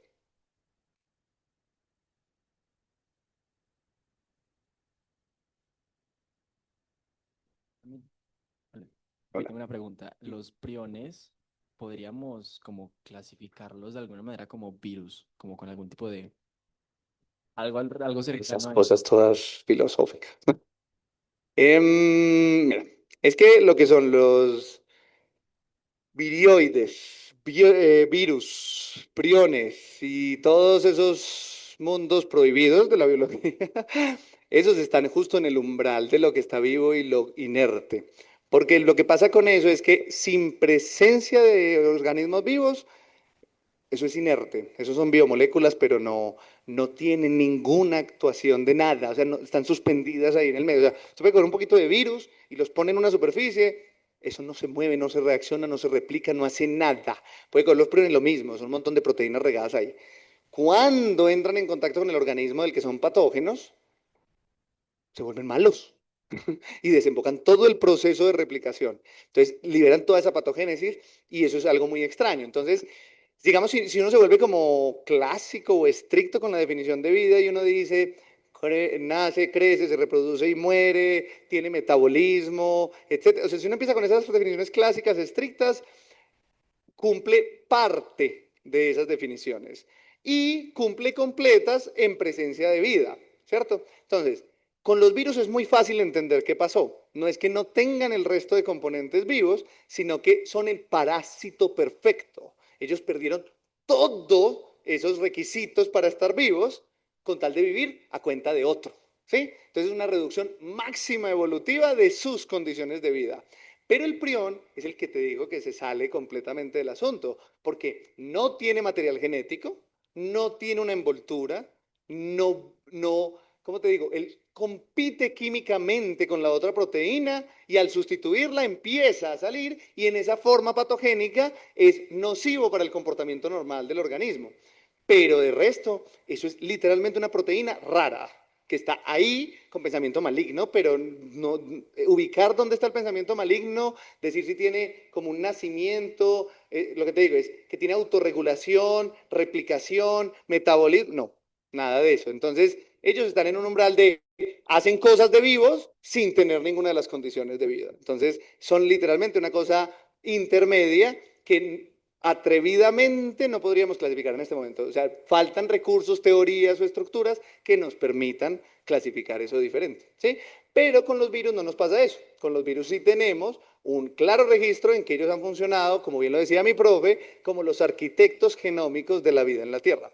Entonces ellos han permitido la transmisión horizontal de genes y eso ha permitido una evolución impresionante en el resto de líneas evolutivas. Pero ellos son el parásito inicial. O sea, si tú quieres saber cuál fue el primer parásito del mundo, virus. Así como nacieron las células, nacieron los virus. Esa es. Otra pregunta. Dime. Si mal no me acuerdo, Soy Leyenda, surgen esos zombies a través de una vacuna fallida de priones para el cáncer, algo parecido. Algo así. ¿Podemos usar los priones en tratamientos médicos para evitar enfermedades parecidas? Sí, sí, lo usamos, sí. Por eso te digo que eso es una posibilidad, no es una probabilidad, sí es una posibilidad. De hecho, lo usamos. Hay muchas nuevas herramientas, hay todas estas vacunas que salieron con el COVID, que eran vacunas con RNA, ¿sí? O sea, hay una cantidad de herramientas nuevas en biología molecular que realmente el límite es el cielo. O sea, realmente en este momento decir como que la biología tiene una limitación creativa de herramientas moleculares. Eso dejó de ser un problema, o sea, no es como antes, como yo creo que hay algo ahí, no, estamos seguros y simplemente es, y más ahora que desarrollaron una inteligencia artificial que es capaz de predecir la forma de las proteínas con una precisión casi absurda. Entonces, ahora es casi como decirle, quiero tal proteína, y chan, chan, chan, chan, es así. Luego resulta que eso muta y bueno, ¿sí? Umbrella es algo muy cercano a ese proceso, pero eso es lejano. Digamos que hay muchas barreras que impiden que eso tome fuerza y tienen que ser conscientes de algo. Priones, virus, bacterias, hongos, o sea, cualquier patógeno junto con cualquier depredador son eso, depredadores. Por ende son reguladores de poblaciones, ¿sí? Son muy pocos los patógenos que extinguen un organismo. El único virus, o bueno, no el único, hay muchos, pero el único virus que yo he visto así reciente, que tiene un comportamiento extintor, o sea, se murió, ¿sí? Es el ébola, que sale en África. Pero el ébola tiene muy mala transmisión, entonces está muy restringido por eso. Si el ébola se transmitiera como un COVID, ay, mijo, no, desinstale, dígale a la mamá que la quiere mucho y ya está. Porque mata súper rápido. Y aparte de matar súper rápido, hace sangrar por todos los orificios del cuerpo y se transmite a través de ese sangrado. Entonces, eso como se evita. Se murió ahí en la cama, uno va mañana, ¡ay! Contagiado. Traque. Pero como ese contagio es tan rápido y como se mueren tan rápido, no es efectivo. Porque eso en un momentico lo cierran. Es como, pueblo con ébola, encerrado, ya está. En cambio el COVID, ¡achú! Medio mundo se fue. Listo. Y una última pregunta antes de pasar el micrófono, Dale. que me quedé con la duda. En los Dale. himenópteros, cuando se muerden, porque se detectan el hongo, y el hongo se detecta que los detectaron, Sí, eso es pura estratagema por todos los lados.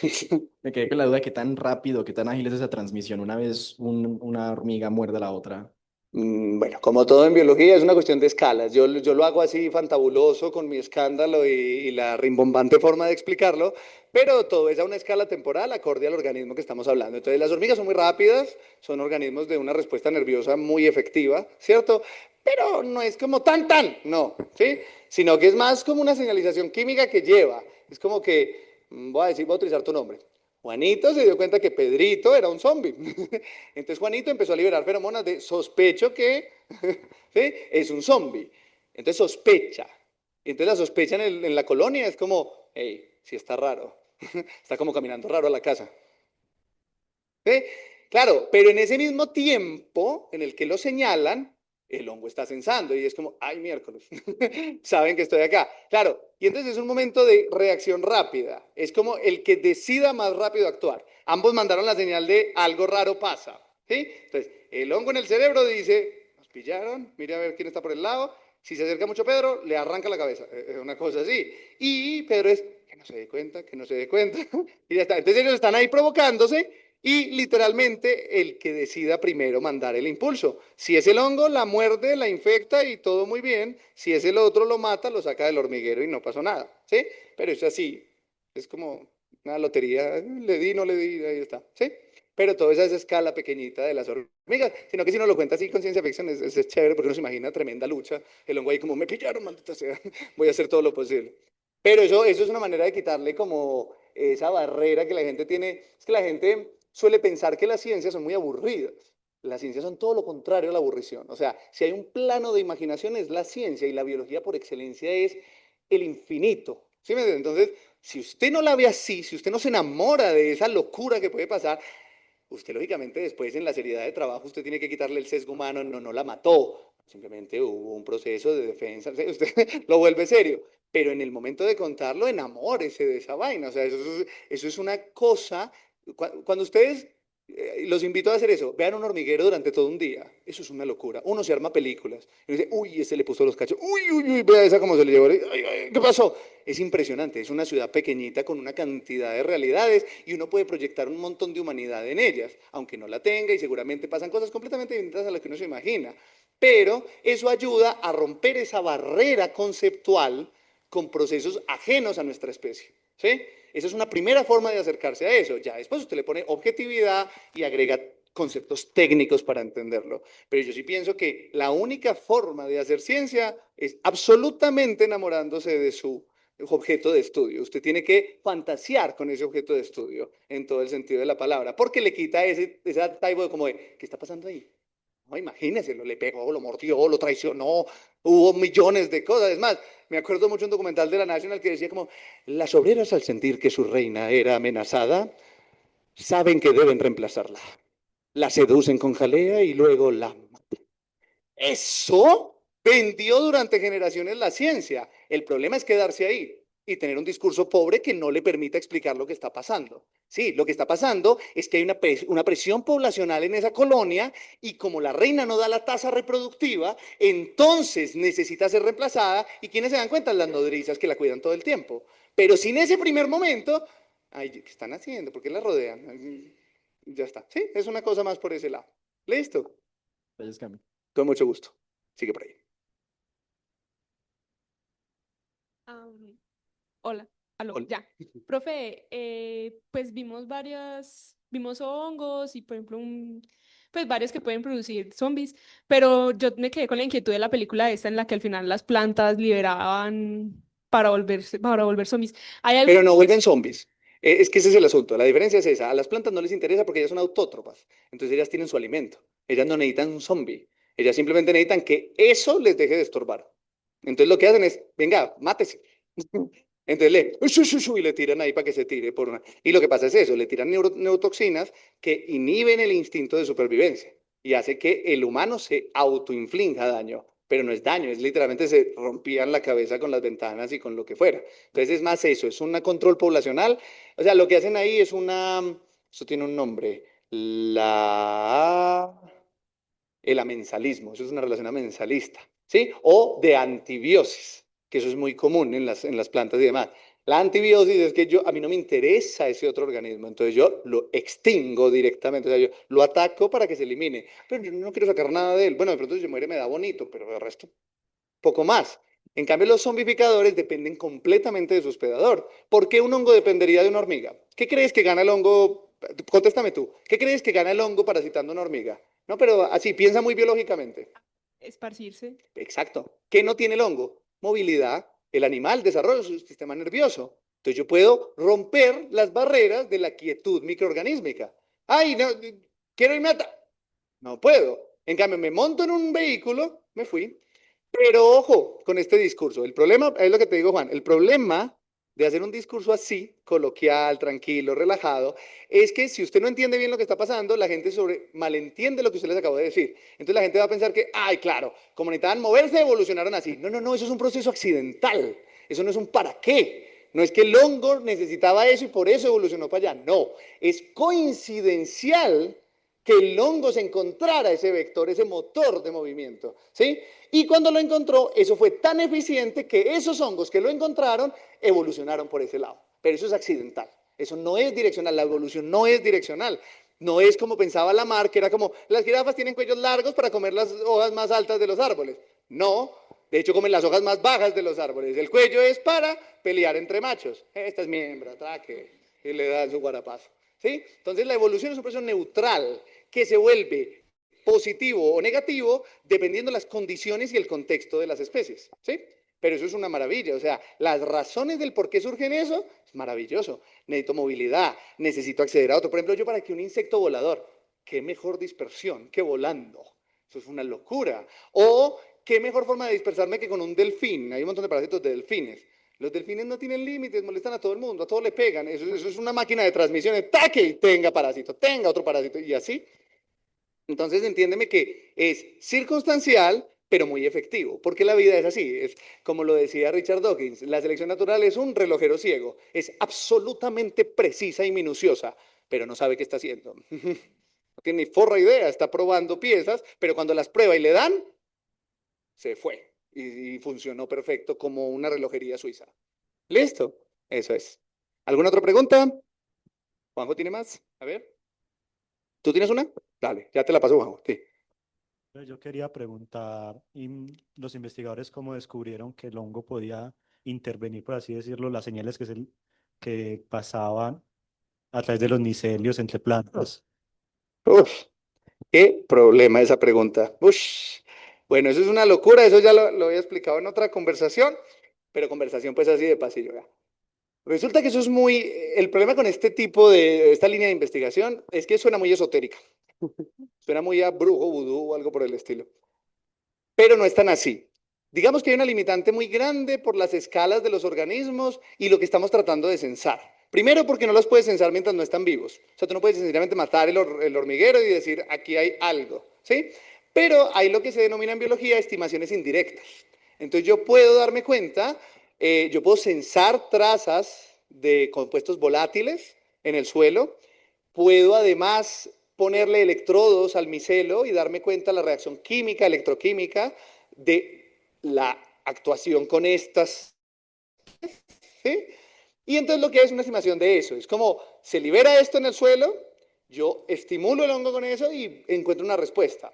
¿Y la respuesta cuál es? Y entonces la censo hasta ahí. Entonces les ponen, ¿cómo se llaman estos radioisótopos de distintos elementos para marcar distintas cosas? Ponen fluorocromos, o sea, hacen una cantidad de cosas indirectas, porque el problema aquí es que tienes dos limitaciones. Una es, no puedes afectar mucho la vida porque entonces ya la condicionas, ¿sí?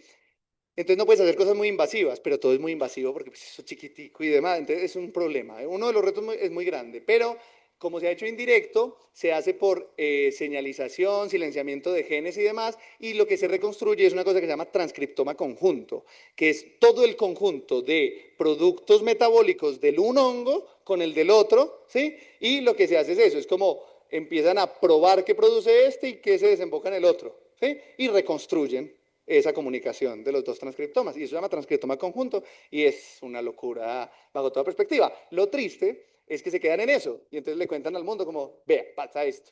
En cambio llega el etólogo comportamental y dice, no, no, no, esta le pegó a aquella. Eso hay que contarlo, ¿sí? Porque no es solo saber cuál es el mecanismo, es cómo o qué es ese mecanismo. O sea, en qué de la vida se ve. Yo puedo saber que la dopamina me da placer, pero es hasta que veo toda la cara de éxtasis que entiendo que es el placer. ¿Sí? O sea, es el fenómeno comportamental, la vida per se, la que te hace entender realmente el mecanismo. Entonces, esa es la invitación a este objeto de estudio. ¿Sí? Se lo pasan a Juanjo, por favor, el que pueda.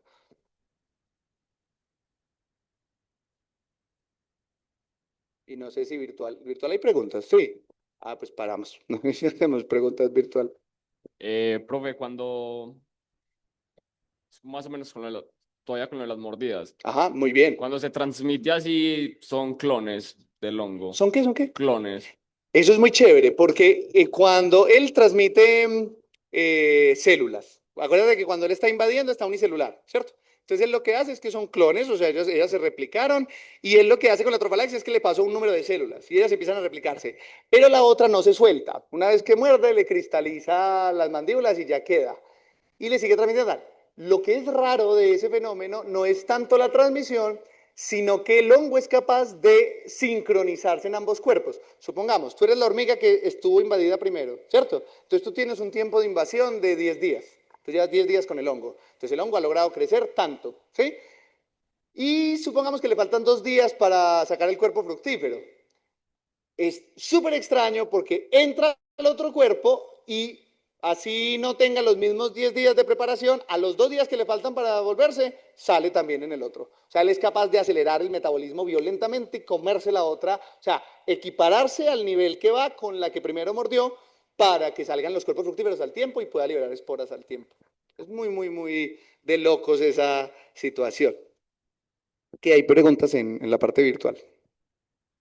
Pregunta, ¿se puede bioengineer un Cordyceps específico para humanos? Y aclara que para terapias, que no es para... No es para destruir el mundo ni nada para el estilo. O sea, así para un amigo. Así. Pues a ver, se puede hacer una bioingeniería de Cordyceps.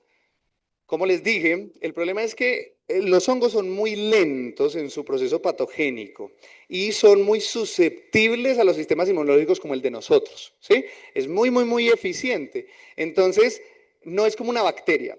Las bacterias que nosotros son el peor patógeno que nos puede dar junto con los virus porque nosotros somos como una incubadora, mientras que para el hongo somos lo contrario, porque esta temperatura corporal y todo lo demás es como, no, qué problema crecer aquí.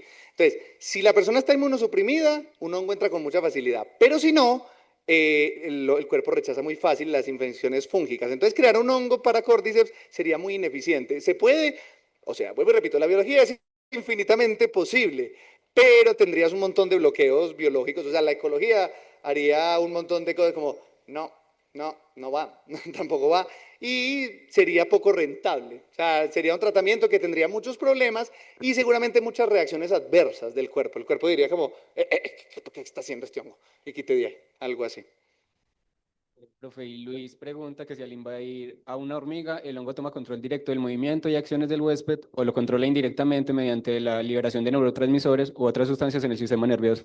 Es la segunda opción. O sea, digamos que es indirecta en el sentido de al inicio. Al inicio lo que hace es como ir sensando, él empieza a ubicarse en los centros motores del cuerpo. Entonces él empieza a ubicarse en los nódulos de músculos del cuerpo y se aloja en el ganglio cerebral.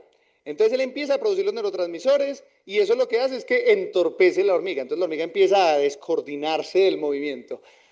Cuando ya el hongo tiene como suficiente cantidad de células y ya tiene muy regulado el metabolismo en su transcriptoma conjunto, él lo que hace es que ya sí toma un control directo. Entonces, ya no es solo voy a volverte torpe, sino que ya necesito que seas torpe hacia allá. Entonces ya empieza a decirle, necesito que voltees a la derecha, que vayas a tal parte, y ya empieza a controlar direccionalmente, pero es torpe para controlarla. Entonces la hormiga se va a mover a la punta de esta rama, pero va lentamente, descoordinada. Uno las zombies las nota de una porque es como caminan descoordinadas de la línea de hormigas, dejan de comer, etcétera, etcétera, ¿cierto? O sea, pierden un montón de funciones como básicas. Por eso es que son zombies, porque pierden la autonomía de vida. Ya no tienen ninguno de sus procesos vivos. ¿Listo? ¿Hay alguna otra ahí? Ya, listo. ¿Alguna otra pregunta por acá? Juan, qué nivel de curiosidad, por Dios.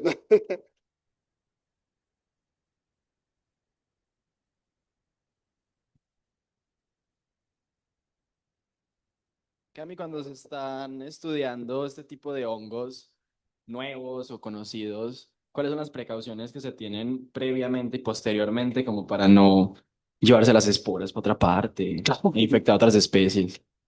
Ninguna. No, no, pues es que, a ver, ninguna así.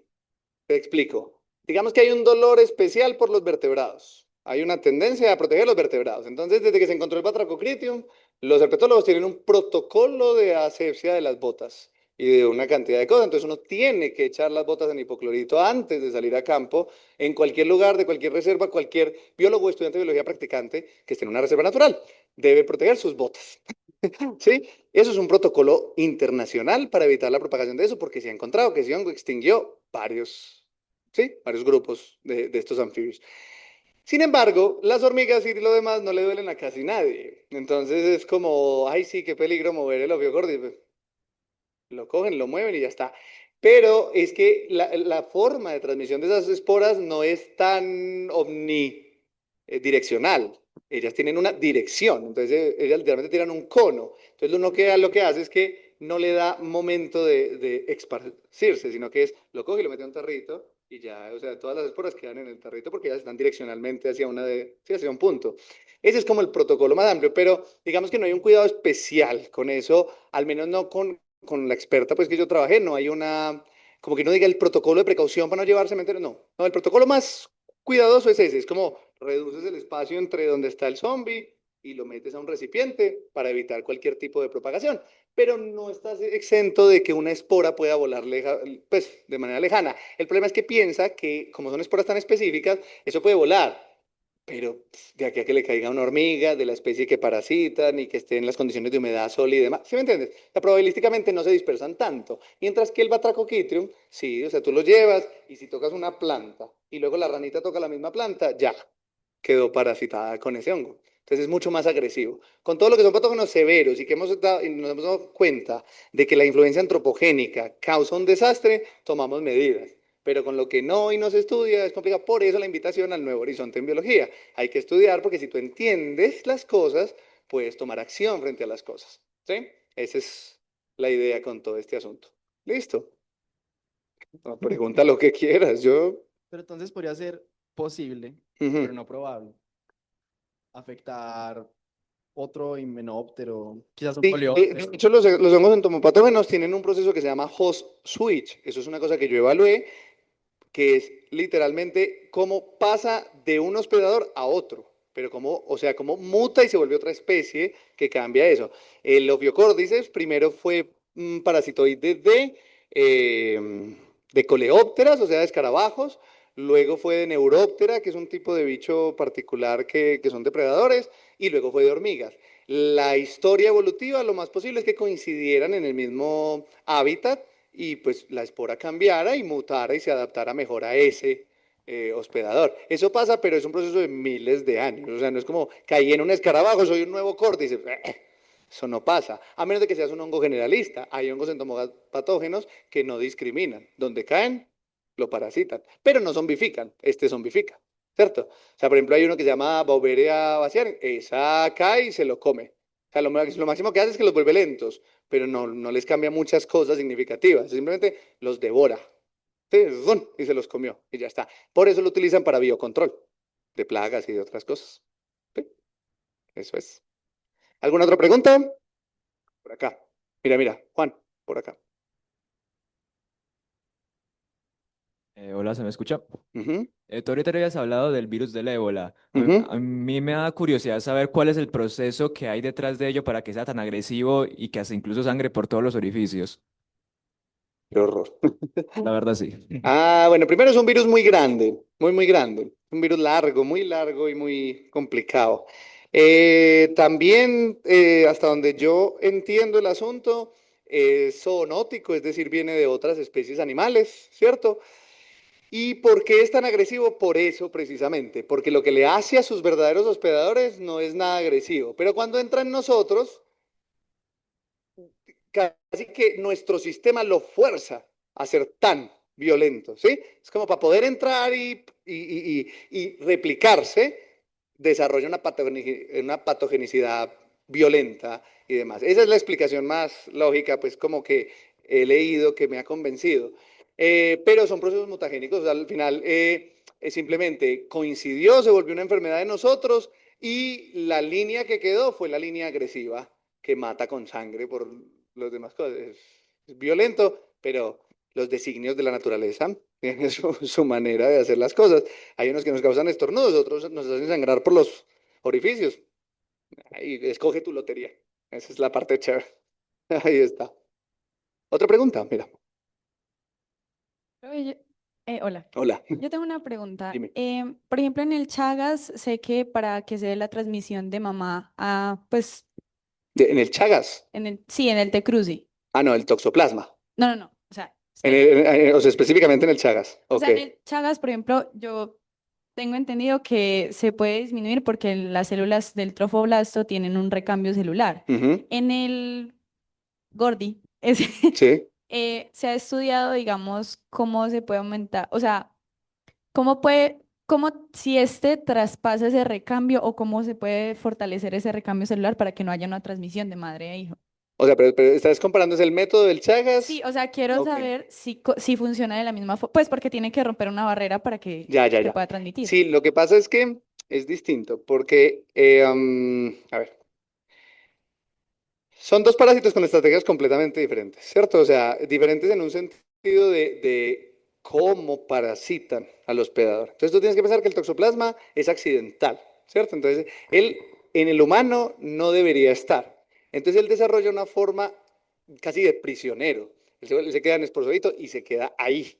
Sí, o sea, él se forma, él adopta esa forma y empieza a vivir en los eritrocitos, se los come y empieza a vivir ahí.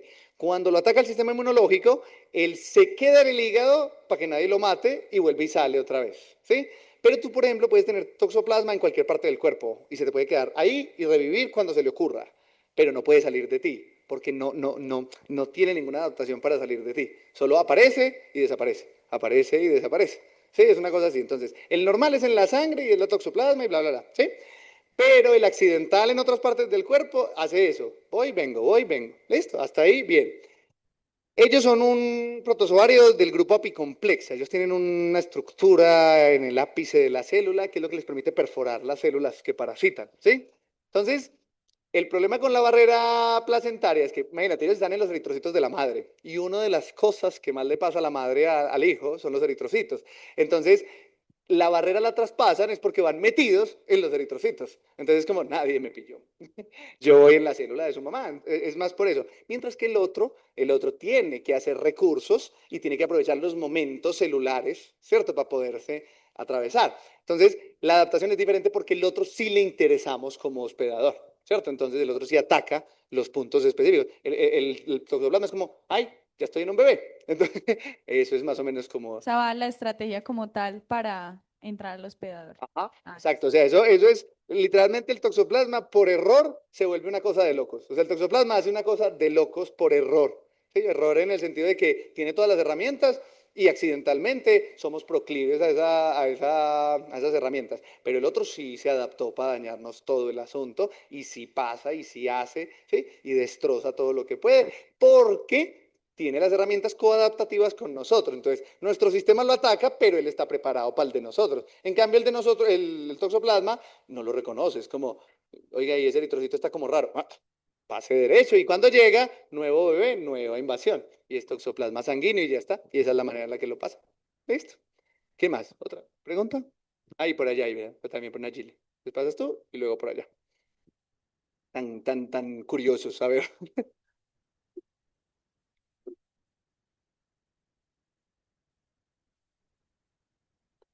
No, porque por ejemplo, mira el caso de la Escherichia coli. Solo está en el intestino y controla el cerebro desde ahí, no se mueve de ahí. ¿Sí me entiendes? Entonces, yo puedo manipular, puedo controlar un cuerpo entero, pero no tengo que estar en el cuerpo entero, ¿sí? Sino que es que con los insectos toca invadir el cuerpo entero porque recordemos que son organismos segmentados. Entonces yo tengo que superar las barreras de los segmentos, porque si por ejemplo solo me quedo en una pata, pues el insecto se la quita y le vuelve a crecer otro, ¿sí me entienden? Y ya, mientras que si yo le invado todo el cuerpo, no puede hacer nada. En cambio, con los seres humanos, con organismos que no tengan esa segmentación verdadera, simplemente con que controle un punto y tenga la señalización en el punto importante, con eso basta y hace todo el daño que tenga que hacer. Eso es. Por allá arriba, ¿quién le pasa? ¿Quién le puede pasar, por favor, a ella el micrófono? Juanjo. Virtual no hay más, ¿cierto que no? Una más. Ah, bueno, entonces Nayili y la virtual. Sí, sí, sí. Todos quedaron traumatizados con el ébola.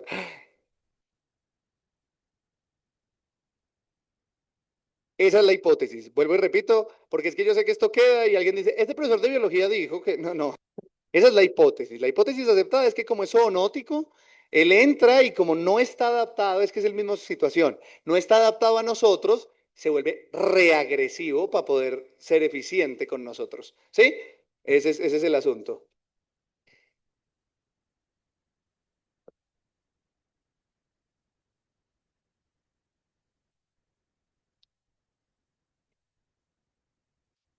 No, es que sí pasa. Es que vuelvo y repito, es que por hablar las cosas sencillas, de pronto hay cosas que se quedan así como en el tintero. Ya lo explico.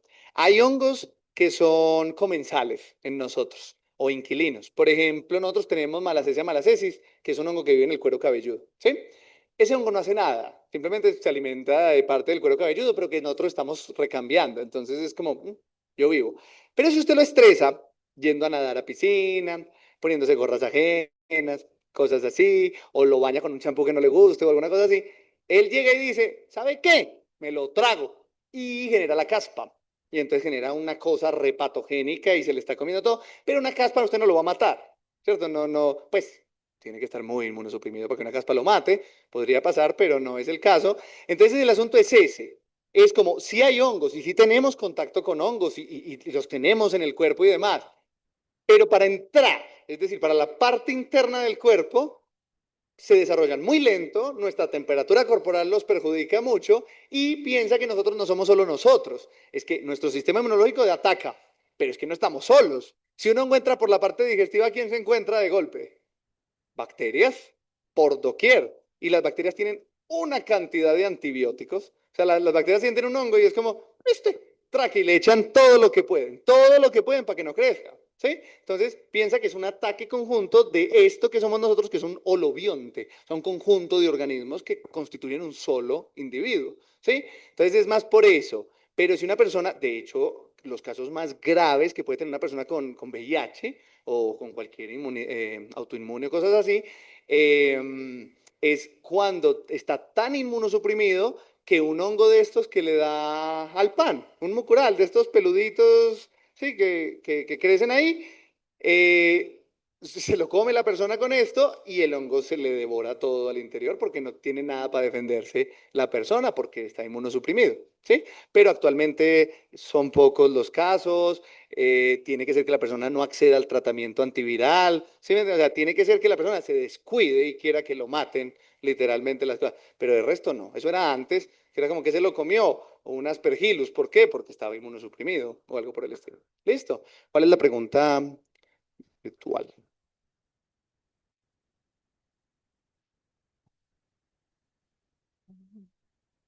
Profe, también es sobre el Toxoplasma gondii y preguntan que cómo se puede evitar y que si también se puede convertir en un problema de salud pública al de pronto también tener resistencia a antibióticos.